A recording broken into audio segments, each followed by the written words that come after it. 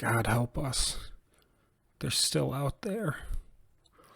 Those were the last words in my grandfather's diary, which was found open on the table at which he shot himself in 2019. I was the one who found his body, a hole blasted through his head with his old army pistol. I can still see the scene to this day, blood dripping down the sides of the desk, the metallic scent on the air. I don't think it'll ever leave me. But that's not why I'm writing this.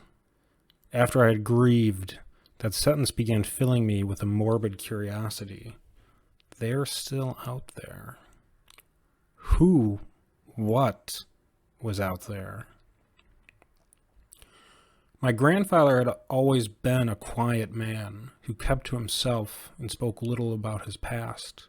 He had served in the army of the USSR in his youth, and I always assumed he kept silent about it out of guilt in being part of one of the cruelest regimes in the history of the world. After translating and reading his diary, I know better. That's what I'm here to tell you about. I know what he was keeping quiet about and why he took his life in 2019. It's all in the diary he kept during his time in the army. The first few months he writes about are mundane, mostly detailing his training and first deployment. What is clear from these parts is that he was a patriotic man who had no trouble following orders, a soldier who kept his mouth shut and his head down. That's probably what got him where he ended up. 6 months after his training, he was transferred to a base in the Ural Mountains he had never heard of. And that's where things start to get strange. This is his story. September 2nd, 1958. This place is like no base I have ever been stationed at. It's cut into the side of the mountains themselves, almost wholly concealed, and practically undetectable from the outside. We are not allowed any communications with the rest of the world. The base is built in 5 descending levels, going down to the roots of the mountain. Each level is accessed by a single tunnel, with airlocks and security stations connecting them. Without authorization, you cannot leave the level you are currently in. Our commander is a hard man named Sergei Dyatlov. He talks little and is ruthless in disciplining his soldiers. I have only seen him once on my arrival here. He gave us our standing orders, which must be obeyed at all times. These orders are what give me pause about the whole situation. They seem ludicrous, but several men have already been punished for not keeping them in mind. If any staff member acts disoriented or follows you to a secluded part of the base, sound the alarm immediately. You are authorized to use lethal force if they do not desist. If you find yourself in a place you do not remember entering, sound the alarm immediately and lie face down on the floor with your hands on your head. But the strangest order is the last. If you are stationed at level 5 and the screaming stops, sound the alarm immediately. You are authorized to use lethal force until relieved. I don't know what to think of this. I wish to serve my country, but these orders fill me with a strange dread I've never felt before. September 5th, 1958. Today, I befriended another soldier stationed here. His name is Yuri Ivanik, a private like me. He seems talkative and friendly, an unusual trait among the soldiers stationed here, and he was eager to talk once I told him I was new at the base. We were discussing the strangeness of the place and the secrecy surrounding it when I summoned the courage to ask him about what our purpose was here.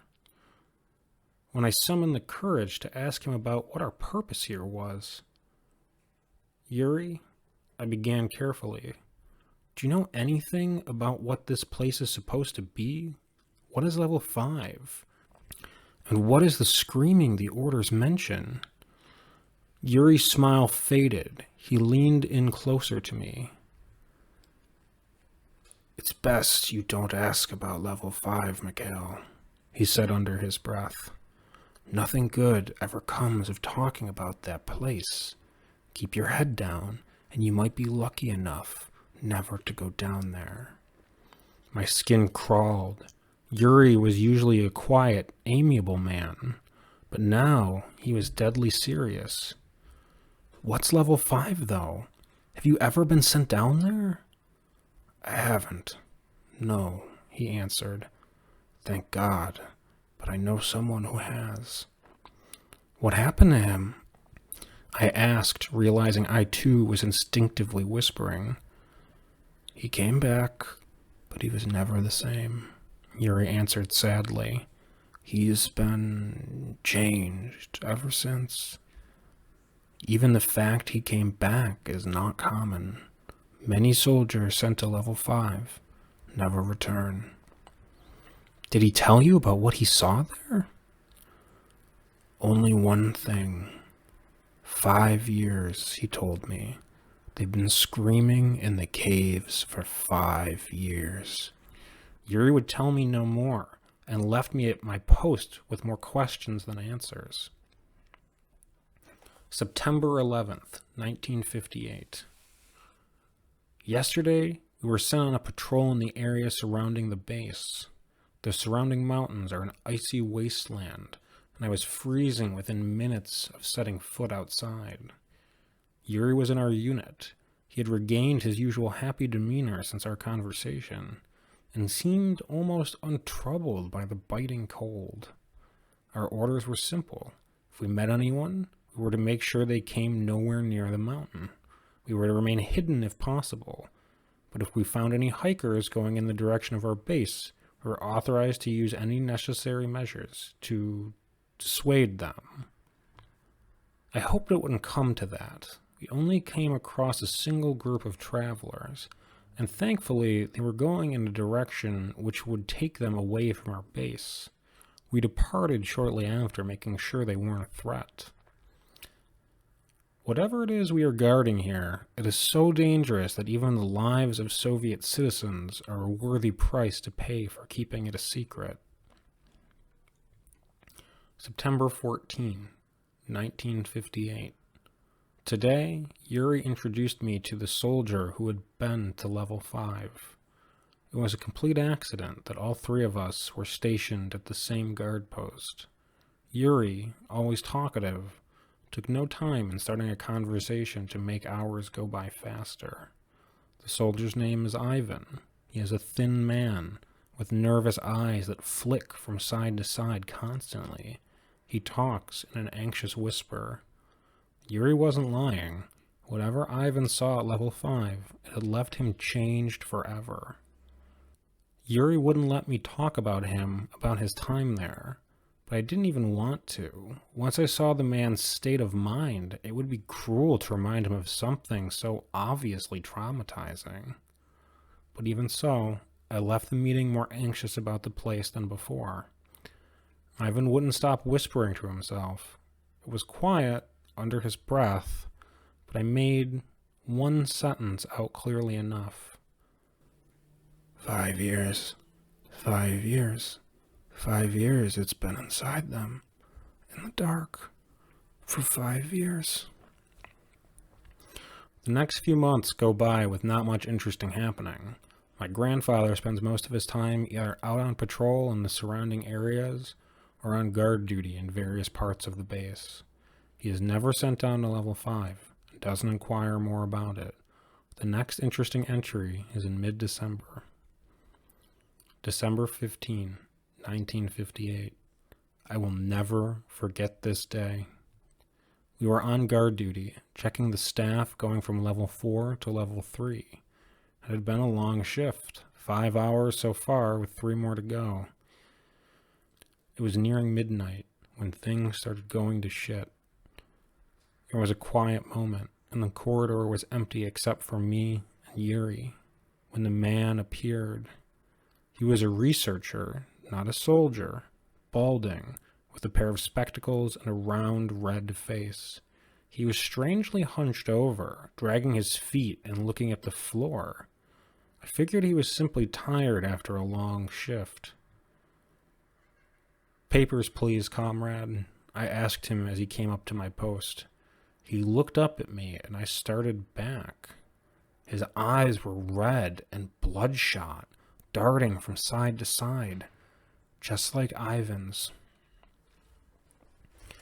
He mumbled something under his breath and made to walk past me.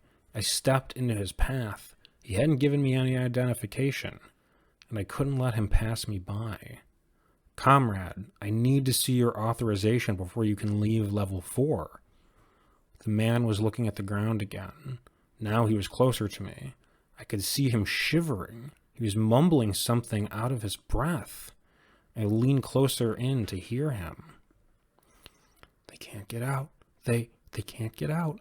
We've left them there for 5 years. 5 years. I backed away slightly, raising my firearm. Yuri could see something was wrong and aimed his gun at the man's head. "Comrade," he said loud and slow, "please give us your authorization." The man looked at him wide-eyed. "Have you been to level 5, soldier?" he asked in a hoarse whisper.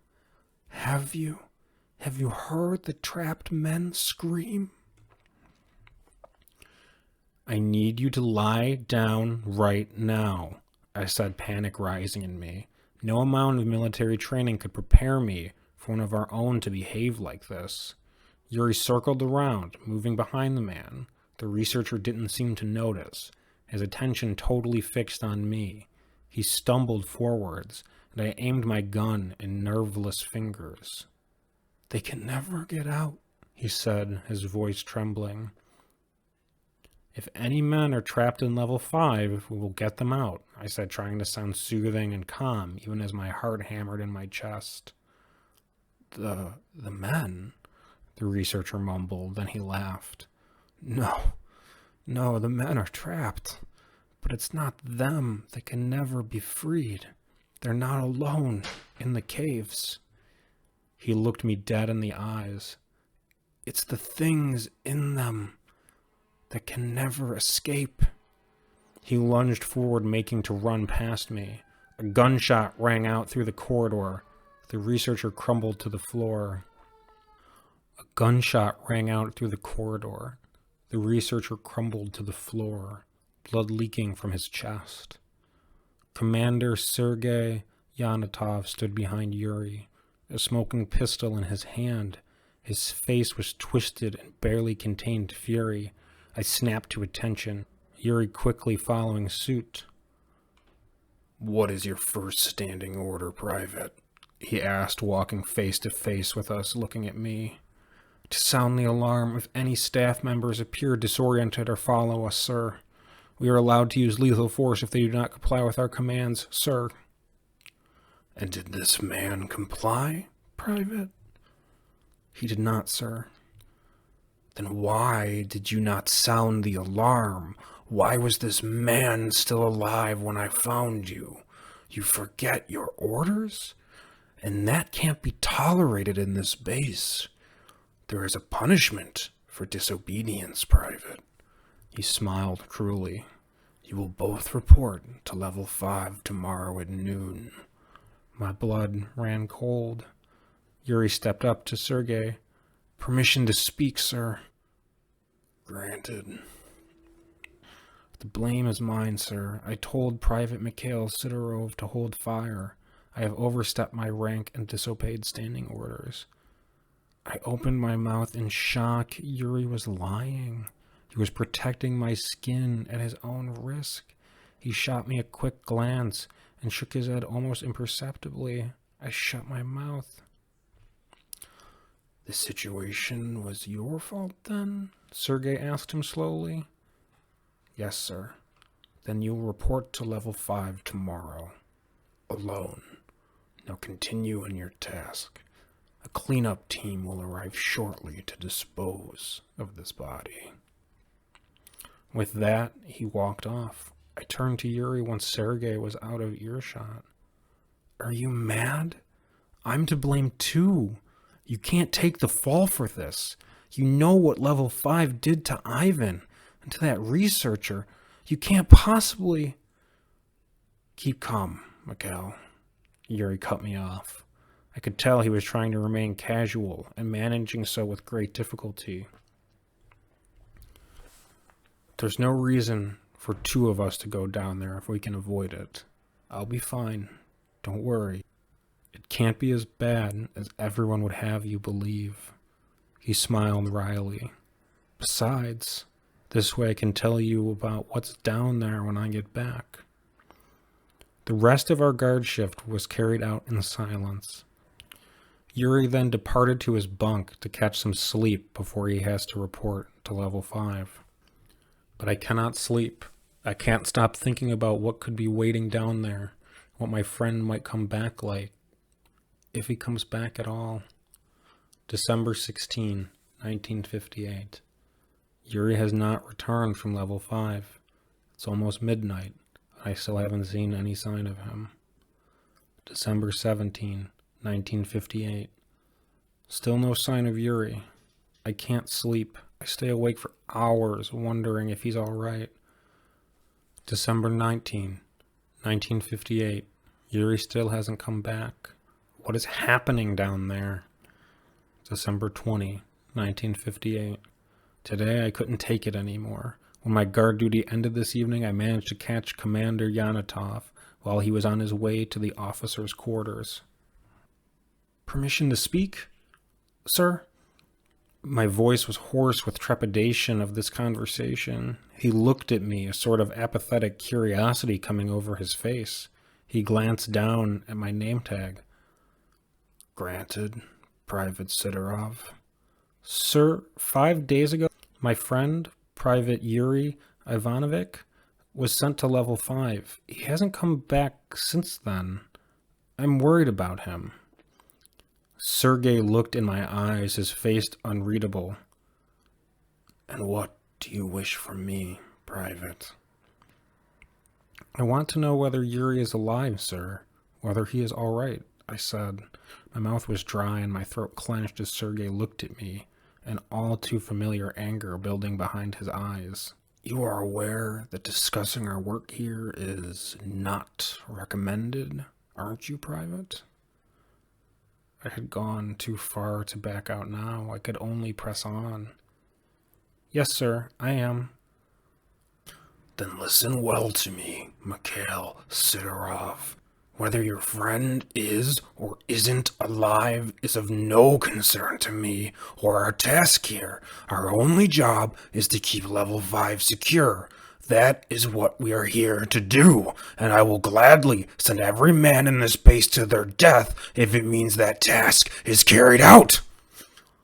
Sergei's voice was getting louder and louder until he was shouting at the top of his lungs, spittle flying into my face. Completely unknowingly, I had touched on a subject which I should have never opened with him. Sir, I began trying to apologize. Sergei wouldn't have it. What's down there can never come to the light of day. Do you understand? If your friend shot himself after what he heard there, it is a low price to pay. Never forget that. With that, he turned and stormed off. I might have made a huge mistake today. December 21, 1958. If I never write again in this diary, know I have either killed myself or am too changed to ever write my memories down again. This morning, we received our orders for the day. As usual, guard duty, maintenance, or patrol. That's all I've ever done here. Not today, though. The officer read down the list, reciting the names and duties for the first part of the day. I was always at the end of the list, and only started paying attention toward the end of his monologue. Turgenev, guard duty, level 4, 0800.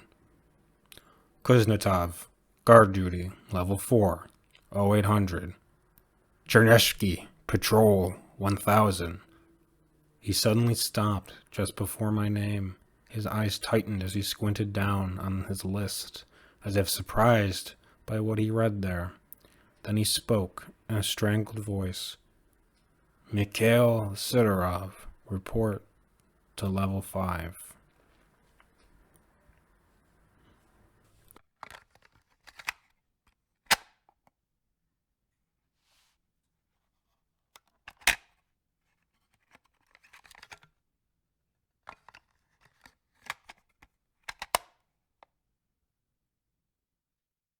My grandfather committed suicide in 2019. I translated his diary and found out what he was hiding from us since all the way back in 1958. This is his story. If you're confused, you should probably start at the beginning. The entry from December 21 is followed by several empty pages. This is what follows. Unknown date, 1958. If you find this, please get off the mountain. You may not make it, but if you do, take the diary and bring it to an army command. You may not make it, but if you do, take this diary and bring it to army command, to the KGB, to anyone that will listen. They need to know what happened here. My heart sank when I heard the order consigning me to level 5. It took a second to truly hit me, the reality slowly settling in my mind. Sergei. It had to be him. He had remembered my inquiry into Yuri's fate and had made sure, either from cruelty or from some twisted sense of justice, that I would share my friend's fate, whatever it was. But there was nothing I could do now. I left for level 5 immediately. The officer on guard duty at the tunnel from level 4 looked at my printed orders and smiled sadly. Wait a while in the side room, son. I have to double check all level 5 postings with command. I'll just be a second. He waved vaguely to a small, unlit side room before walking over to a telephone set in the wall and dialing a number. I walked over into the side chamber resignedly. The room was dark, only lit by a thin sliver of light coming from the corridor outside, and filled with dank air. There was another person waiting inside, standing silently in the corner. As I approached, I could slowly make out more features. The man seemed familiar, even in the dark. It looked like... Yuri? Is that you? I asked incredulously. What are you doing here? Where have you been? Mikhail? Yuri asked. I stared at my friend in shock. He had changed horribly in the few short days we had been parted. Where before he was a healthy, well-built man with an undying smile on his face, he was now sallow and frowning. His eyes were dead and cold. Yes, Yuri, it's me. Are you all right? Have you been discharged from level 5? You've been...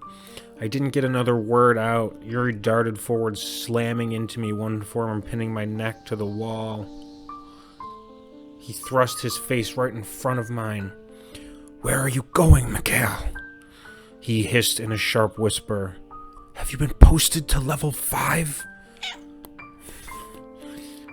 Yes, Sergei sent me here as punishment for asking about you. Yuri swore beneath his breath. Fuck. Listen to me, Mikhail. Don't listen to the screaming. Whatever you do, don't listen to it. If you can't take it anymore, do what you have to. Just get out of there. Fake an illness, insult the officer, and get taken to the prison wing. Whatever you need, just get out of there. There was a cough from the door. The officer stood there, uncertain as to what was happening. You have been cleared for level 5, Private Sidorov, he began tentatively. Yuri backed away from me. Remember, Mikhail, remember what I told you. Then he swept out of the room and out of sight. Everything all right, Private? The officer asked. Something the matter? No, sir, I answered finally, Yuri's cryptic warning still swirling through my head. just talking with my friend. I walked past him and tried the thick iron door separating me from level 5. I walked past him into the thick iron door separating me from level 5. It slid open slowly, revealing the room I was to guard until I was relieved. And the screaming hit me. I couldn't pay attention to anything but that sound. It was all-encompassing, a cacophony of agony, the sound of several men tortured beyond the limits of flesh and bone. I was no stranger to the sounds of pain after my time in the army, but none of it could compare to this. My eyes snapped to the source of the sound involuntarily. It was coming from the back of the massive room I had entered. The wall was solid rock, carved from the mountain itself. A small opening yawned dark at its base, seemingly a cave entrance that was blocked off after several meters by a pile of rubble and stone. A rockfall had sealed the cave shut. My head swam, and I leaned on a wall for support. I couldn't focus on anything but the echoing sound of men in horrible, never-ending pain. I was drowning in a dark pool inside my mind, with nothing to grab onto. Don't listen to the screaming. Yuri's words pulled me back into reality. I steeled myself. The screaming was still there, gnawing at my sanity, but I set myself against it. I would not fall to it. A man in a lab coat made to walk past me. I stepped in his path. He was a thin man with a bald head and the stubble of several days on his chin. "Comrade, what is that thing?" I asked him, pointing to the cave entrance. "Where does it lead?" He looked at me in confusion. "Do you not know? Didn't anyone tell you? This is my first time on level 5. I don't know anything about this place. Please, I need to know." The researcher looked around, as if checking no one was watching us. Then he stepped in close to me. "There used to be a huge cave system beneath this mountain," he said, his voice low. "The local tribe would report strange noises coming out of it, and every now and then people would disappear while on the mountain. So we sent a small unit of 5 to check the tunnels." "What happened to them?" "Only one of them ever made it out. They found him 3 days later, wandering the wastes outside. He was beyond help, muttering to himself about the dark, blood, and things underneath his skin. When another unit went to find his comrades, they got all the way down here and found the cave-in. It seems the man blew a grenade while escaping and caused a rock fall that sealed the end of the caverns off." And the men inside? "The men inside have been screaming ever since this place was found. Not a second of silence in 5 years. The man stepped away from me and hurried away, obviously not wishing to continue talking. I swallowed nervously, my mouth suddenly dry and my throat tight. "So glad you could join us today, Private," came a voice from next to me. I turned and came face to face with Commander Sergei Dyatlov. The man was smiling slightly, but the unceasing anger was still simmering in his eyes. "Sir, yes, sir," I saluted, clenching my jaw in frustration. "Awaiting orders, sir." Sergei smiled. "There is not much to do for soldiers here, Private, except wait and remain vigilant. You will stand guard at the post until you are relieved."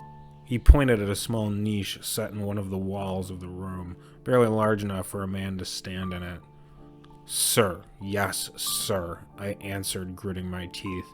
I walked over to my post and stood to attention in it. The screaming was still hammering at my ears and tearing at my mind. There were no words to it, and no halt, not even for their screams to take a breath. There was no way it could have been so loud through the rock cutting us off from the men. If it even was men. But somehow it was, drowning out everything else. I looked around the room to try and preoccupy myself with something else. It was a massive hallway, dozens of meters long, and almost as many deep. There were many niches similar to mine around the walls, some occupied by dead-eyed soldiers, many others empty. The center of the room was filled with desks and elaborate equipment, manned by researchers and scientists. I saw that almost all of them were wearing heavy hearing protection, drowning out the all-encompassing cacophony. They were working with complicated-looking electronic gear, the intent of which I couldn't begin to fathom. Right in front of the sealed cave entrance was a massive wheeled cannon. It was loaded and ready to fire, aiming straight at the pile of rubble separating us from whatever was inside there. Manning it were 5 soldiers in uniforms I didn't recognize, all with heavy ear protection. We were expendable. They were not. As my interest in the surroundings waned, the screaming returned, stronger than before. I couldn't think of anything but it, and the longer I listened, the more I became certain there was something more than human beneath it, an undertone no man's throat could ever utter. Whatever was in there, it wasn't altogether human. Time began to lose all meaning. How long was I standing there? Minutes? Hours? Days? I don't know. There was nothing to hold on to, nothing to compare the passage of time to. Only the crying of the trapped men. I would regain consciousness, confused as to what was happening and where I was. Only the walls of my post kept me upright as I leaned heavily on them. When I closed my eyes, I could still see the terrible cave and the barrier of rock between me and whatever was in there. I don't know how long I was on guard before Yuri's words pierced the veil of my thoughts. I don't know how long I was on guard before Yuri's words pierced the veil on my thoughts. If you can't take it anymore, do whatever you have to, just get out of there. I wish to serve my country. I would gladly have laid down my life for it, but this was something I could not do. I had to get out of this room before I lost my mind. Slowly, almost theatrically, I kneeled over and landed face down on the floor. I shut my eyes and went limp. "Medic!" someone yelled, barely audible over the screams. The thud of boots hammered the floor as several men ran over to me and pushed me onto my back. I kept my eyes shut, feigning unconsciousness. "We need to get him to the medical wing," came a voice I didn't recognize from somewhere above me. "He may go into shock. Not everyone can handle this for too long." I felt arms grab me and pull me up. I was being dragged somewhere. I hoped it was towards the exit from level 5. The movement stopped suddenly. "No." The voice was Sergei Dyatov's. It came from in front, from between me and the exit. Shit. "Sir, this man is unconscious. This place might have been too much for him. We need to get him to a..." "No, comrade. This man is here as a disciplinary measure, and here he will stay till he awakens. Take him to the prison room and put him in a cell. He will be safe there till he awakens. Send for a medic to check him if you wish." "But sir, That is an order. Private." "Understood, sir." I was being dragged again, but in a different direction. Panic rose within me. Not only would I remain on level 5, but I would be trapped in a prison cell at the mercy of Commander Dyatlov and his twisted sense of justice. But if I awoke, he might guess I was only acting. If service on level 5 was his punishment for asking about Yuri, I didn't want to find out what the price for this would be. It was laid down on a cold stone slab, an iron door slammed somewhere nearby. Then there was silence, broken only by the wailing of level 5. Time began to slip past me again. Minutes blended into hours. There was only the sound from outside. Suddenly I was pulled back into reality. It took me a second to realize what had broken me out of my horrifying trance. Silence. Absolute silence. The screaming had stopped. There was a second of nothingness as the world drew its breath. Klaxons and sirens wailed outside the door of my cell. The thump of boots echoed through the halls as soldiers took up positions. I leapt up, running over to the solid metal door of my room, beating on it with my fists. "Let me out! Let me out! Damn you all!" There was no answer. Someone screamed in level 5, the same inhuman screech that had before come from within the cave, except now it was closer, more immediate, in the room outside. There was a gunshot, then another, and then a whole salvo. The ground shook as the massive cannon I had seen discharged a single time. The screaming grew in volume as more men joined in, but never more than a handful. One would cry, would die down in a wet gurgle, only for another to take its place. I backed away from the door and fell to the ground, hands clenched on my ears. Something heavy hit the door. A red puddle began spreading from beneath it. There was a crash of steel from outside, the agonized wall of heavy doors, the agonized wail of heavy doors being ripped off of their axes. This screaming grew distant, spreading upward through the facility, and silence fell on level 5. I have been here since then. I cannot open the cell door from inside. As far as I can tell, days have passed. Thirst and hunger torment me. But I have to hold on in case I am ever rescued. I have to warn someone. I have to warn them about what happened on level 5.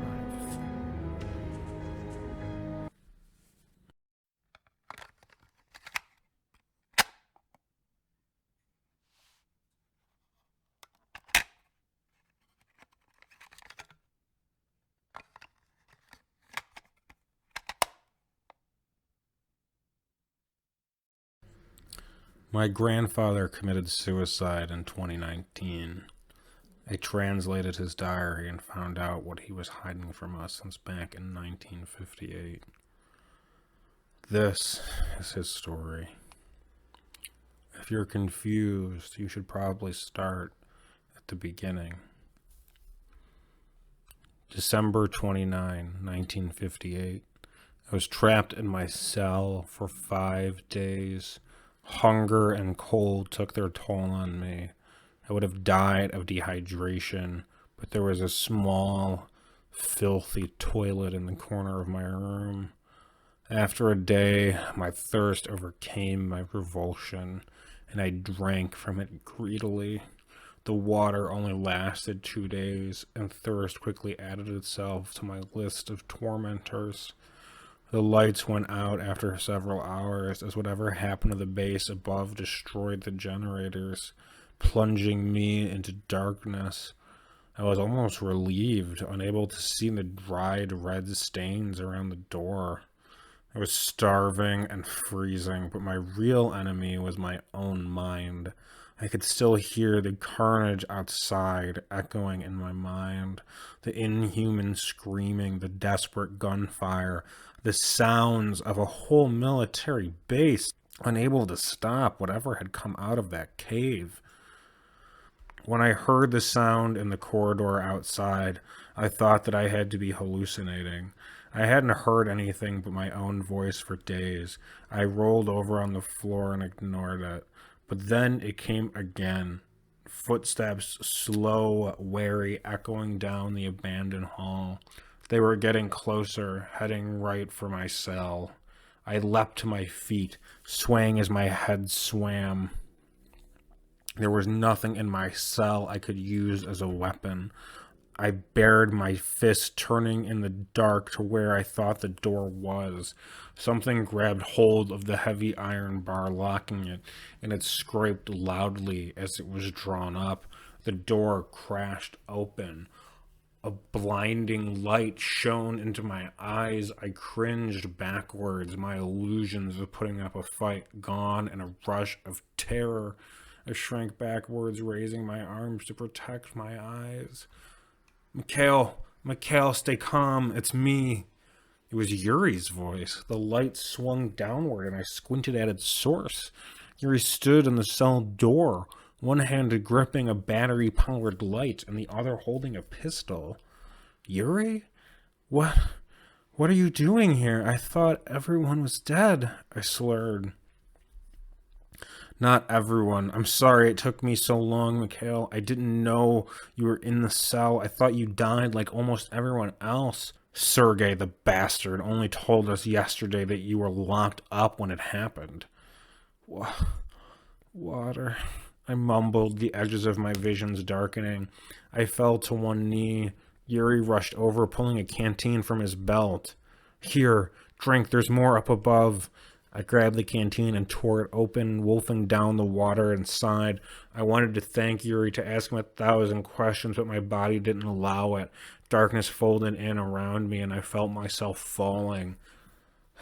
That was 2 days ago. When I awoke, I found myself in a mess hall on level 1. The survivors of what happened on level 5, some 50 soldiers in total, have holed up here. We have fires, food, and water. When I recovered, I immediately asked Yuri about what had happened to the base. We don't even know, he answered, a flash of fear crossing his face.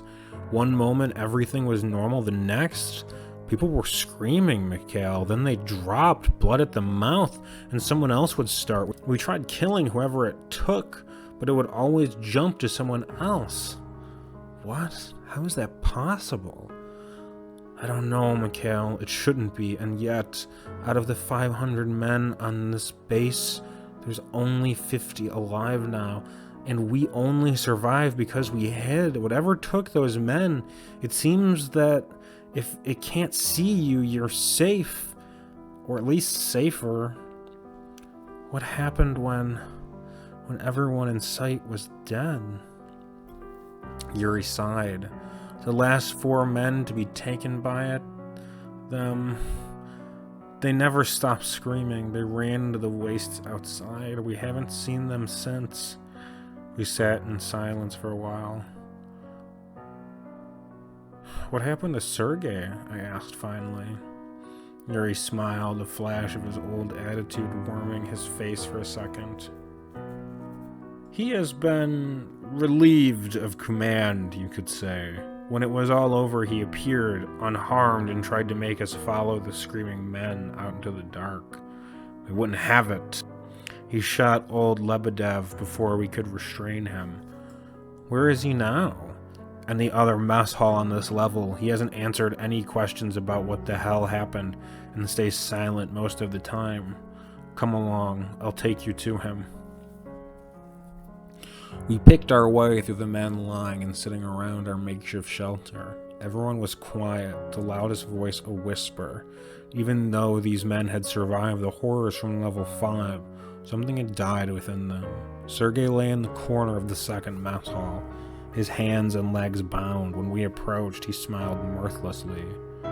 Private Sidorov. It seems Yuri's hope of rescuing you was not as foolish as I thought. You're lucky to be alive. As are you, Commander, I retorted, barely keeping my anger at bay. Care to tell us what the hell is happening? Those are state secrets, Private. I can't tell you anything. Yuri snorted.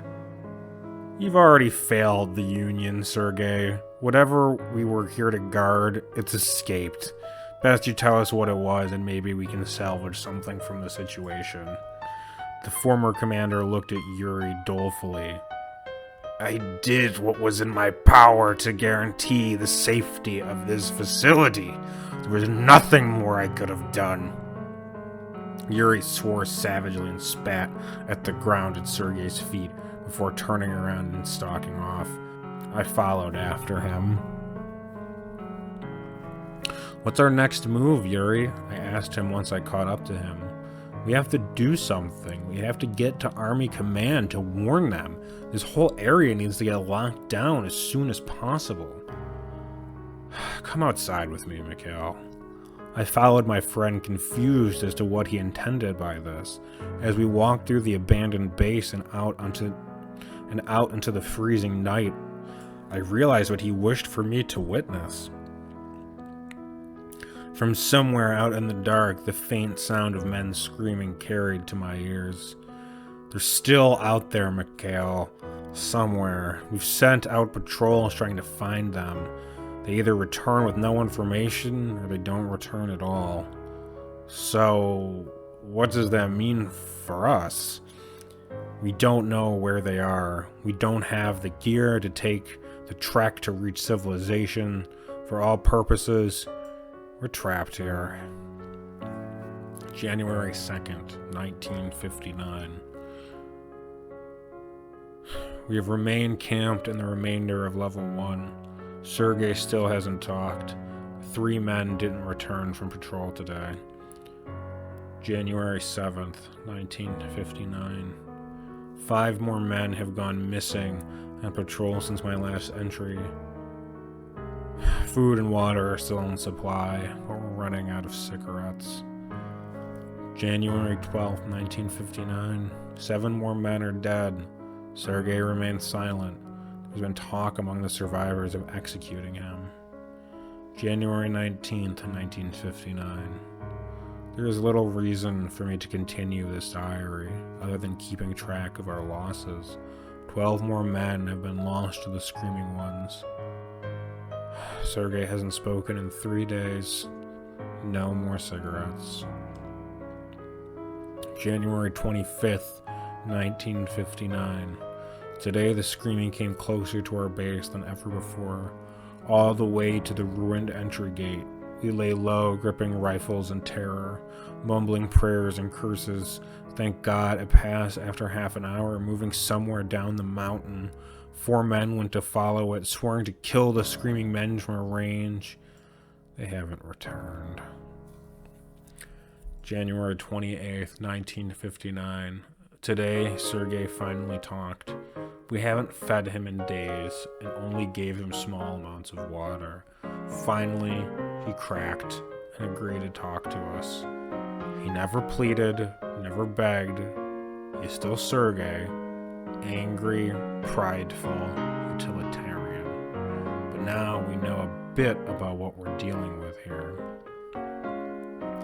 We never opened the cave, not once in 5 years, he told us through parched lips.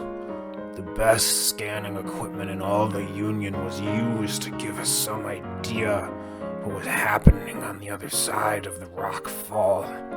Our best guess was the 4 trapped men were just standing there for 5 years, standing there screaming.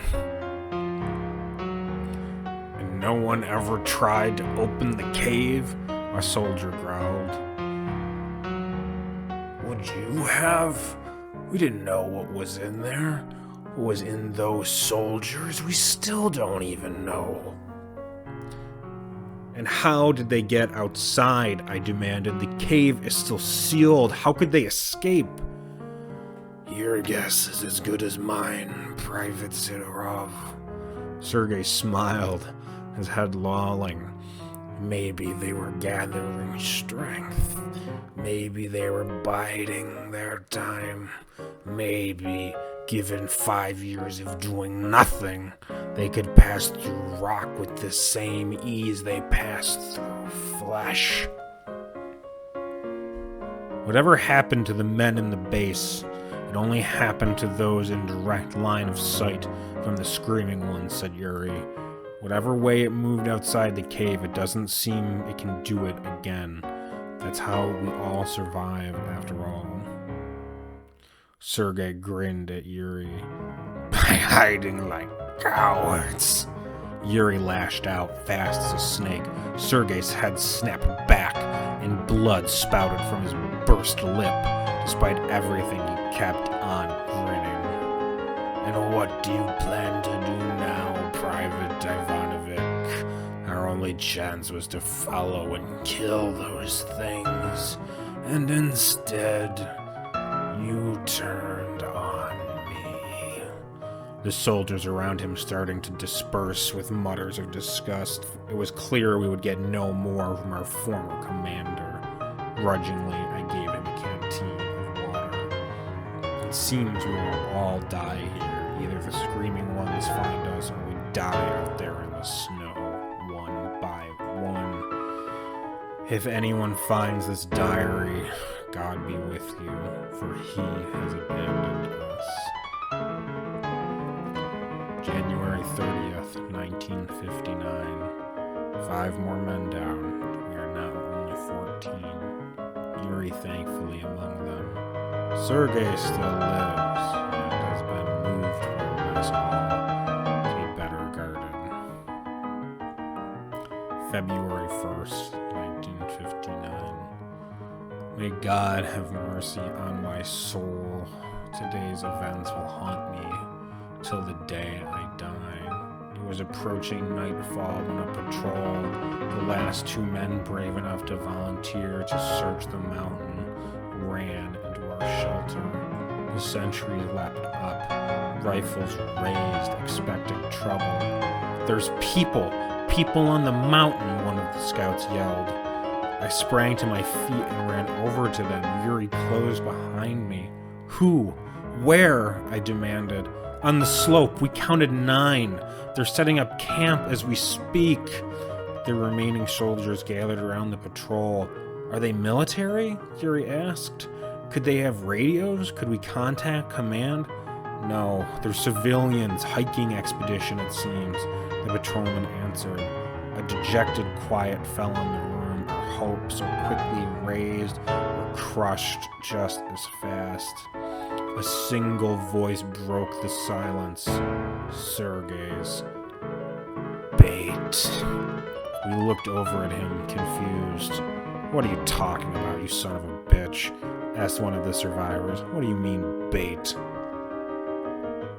Those people on the mountain. The things and the screaming men don't know we're here, and so they haven't come for us. But they will see those hikers. They will come for them. And that gives us an advantage. We know what they're going to do.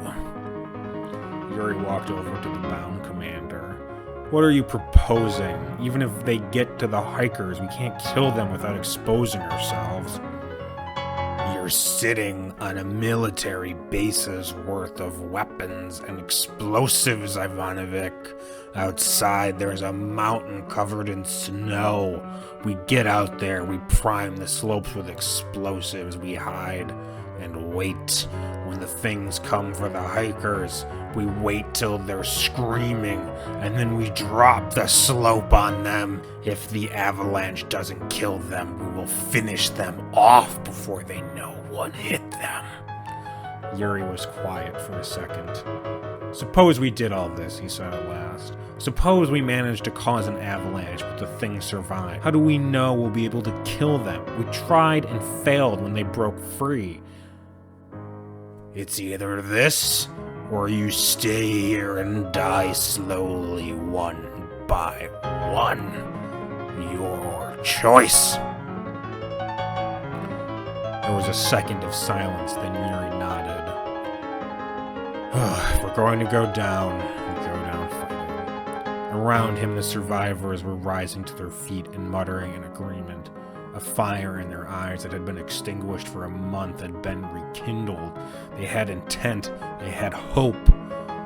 One more thing, added Sergei, lifting his bound hands. Free me. Yuri hesitated for a second, then he stepped forward, drew his knife, and cut Sergei's bonds.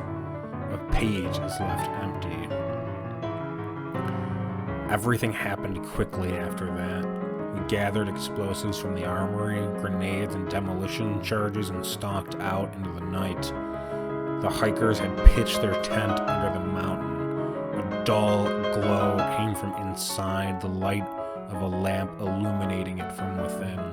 The scream still came, faint on the air. Maybe the campers didn't hear them. Maybe they mistook them for the howling of the wind. Whatever it was, they stayed inside their tent. Our small group crept along the mountain above, anxious in the dark. Every moment in the black night was full of terror. It took us only a few minutes to plant the explosives on the slope above the tent. Having prepared our trap, we stalked away, taking cover in a tree line about a kilometer away from the camp, and then we waited. For several hours we sat in the cold, freezing and terrified. Sergei held the detonator, having assumed command by force of his expertise and some residual authority. It seemed like an eternity of waiting, but then it finally came. The moment we'd been dreading. The screams on the wind got closer and louder, approaching the tent. We saw the things coming, 4 specks of black on the white snow, running down the mountain towards the hikers. There was a commotion in the tent, shadows moving inside in panic. As one of the voices on the wind went silent, the running bodies fell limp into the snow, and 4 fresh screams arose from the camp.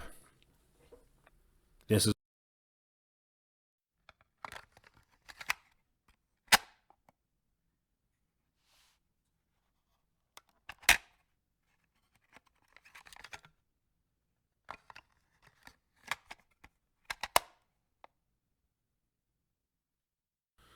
My grandfather committed suicide in 2019. I translated his diary and found out what he was hiding from us since back in 1958.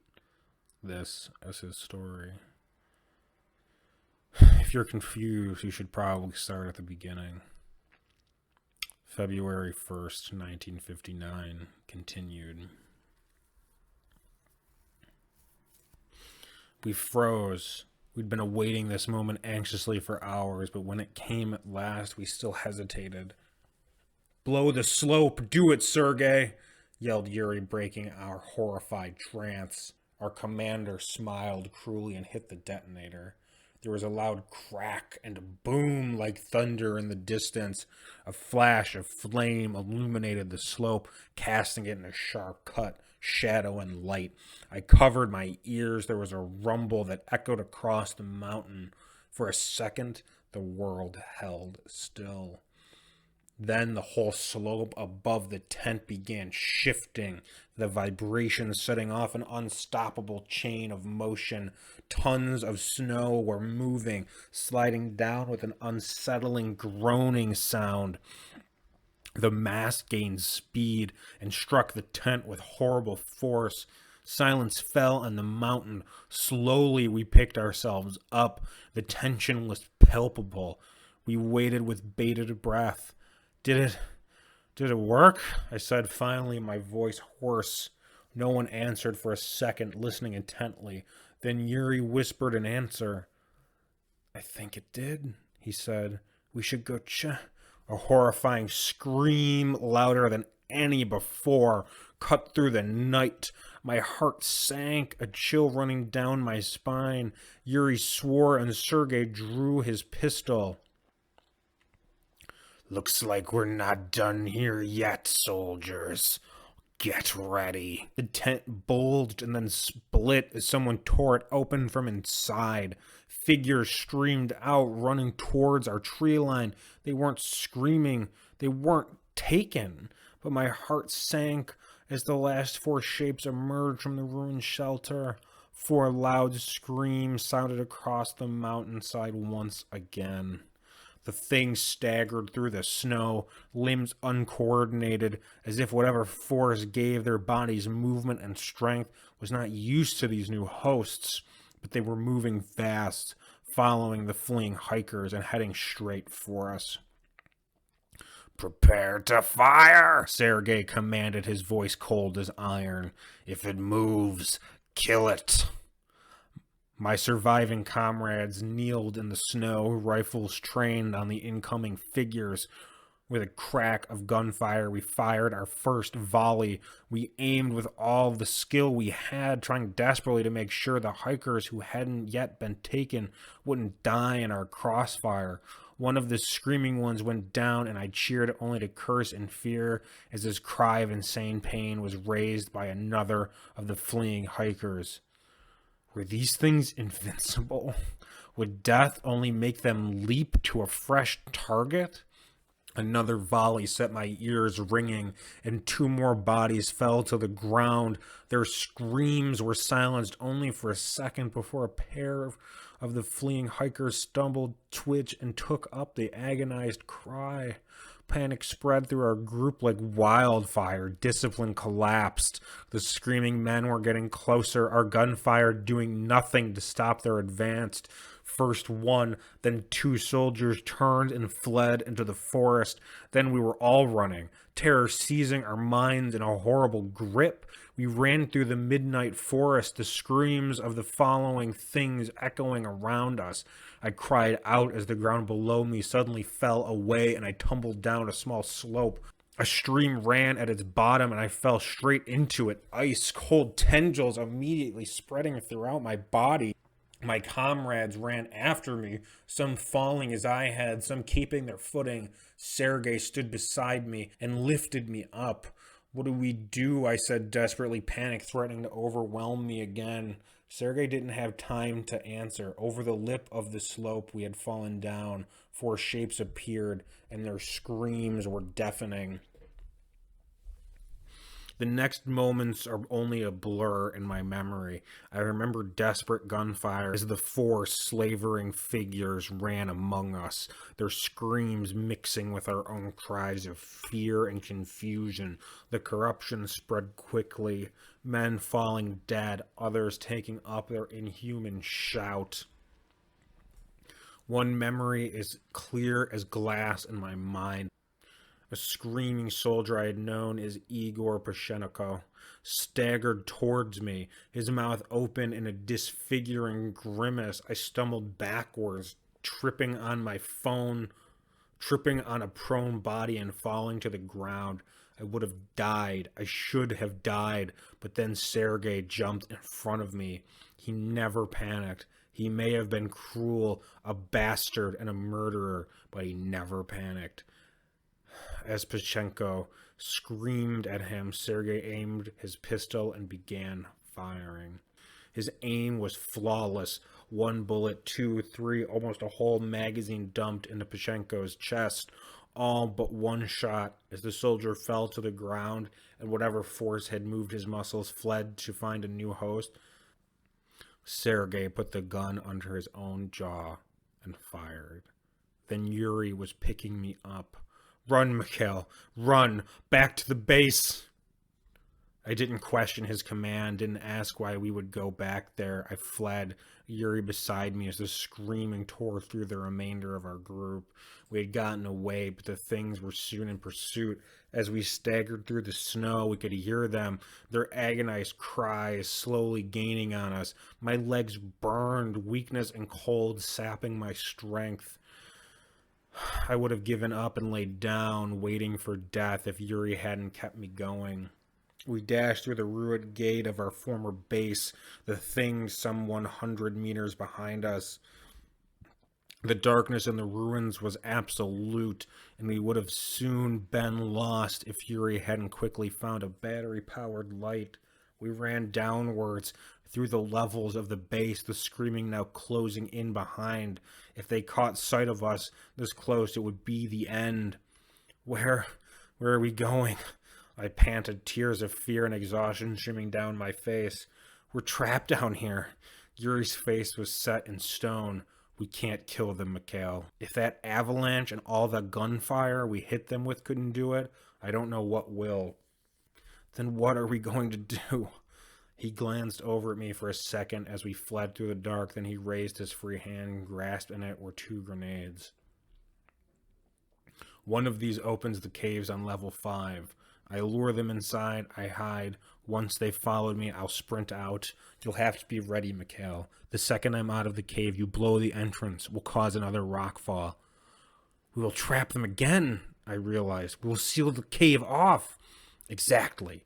Yuri smiled grimly and thrust one of the grenades at my chest, and then I took it in his shaking hands.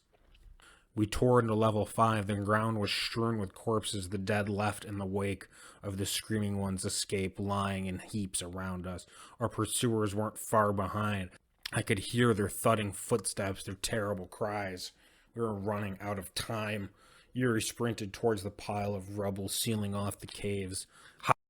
I leapt to the side of the room, taking cover behind an overturned work table. A dead body lay there, its eyes open in death. A grimace of shock and pain set on its face forever.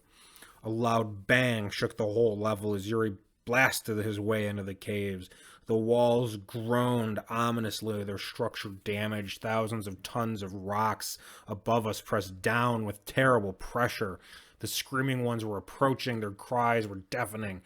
Yuri's light went dark as he pushed deeper into the unseen cave. There was a quiet thud as he lay it down. The bait was set. We didn't have to wait long. The cries of the things in pursuit rose in a crescendo as they crashed onto level 5. They didn't stop and dived straight into the caverns following the light. I leapt from behind the table and ran to the cave entrance. A grenade pin clenched onto the ground as I pulled it out, gripping the safety lever in sweaty hands. I waited, my heart thudding, my breath coming in short gasps. Desperation began building inside me as I realized that something must have gone horribly wrong. Yuri wasn't coming out. How long could I wait? How long did I have? Suddenly, my friend's voice cut through the cacophony of pain, echoing from the black cavern. "Blow the entrance, Miguel! Do it now!" He yelled from the dark. I couldn't. I wouldn't. My friend was in there, and I couldn't consign him to this death sentence. "Yuri!" I screamed desperately. "I can't!" My friend limped into view, staggering around the corner of a passage. 4 shapes leapt up behind him, all attention on Yuri. He hadn't been able to hide from them. We were out of time, out of options. "Do it, Mikhail, you have to."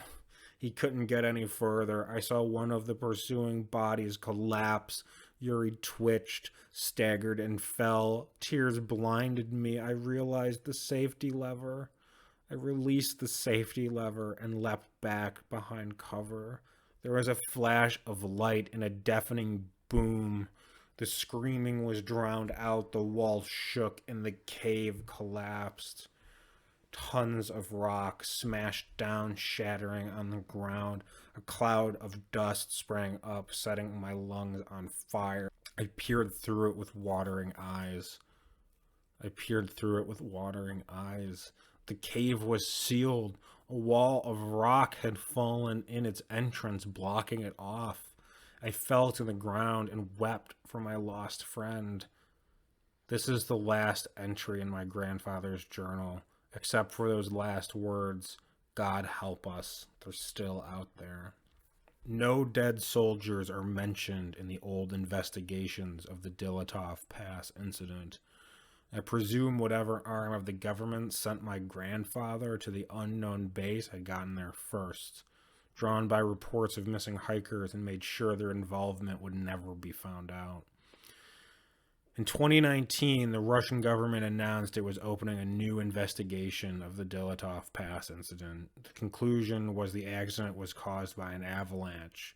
I guess they're not completely wrong, or not outright lying. I think it was this reminder of the past that sent my grandfather over the edge, pushing repressed memories into his mind. I can't help but wonder if his last written words were true. Are they still in the caves? I wonder if somewhere out there in the icy Russian waste, buried beneath the Ural Mountains, 4 men, one of them a hero, my my grandfather's long-lost friend, are screaming to this day. This has been My Grandfather Knew What Happened in the Dyatlov Pass Incident. I translated his diary. Written by user Drunken Swordsman. If you enjoyed this story, feel free to check out the original posting linked below, along with more of this author's work. If you would like me to read one of your stories, please head over to R. Remy Reads and post your story, and I would be delighted to take a look at it. Join me next time for another terrifying tale. Stay safe and have a horrifying week.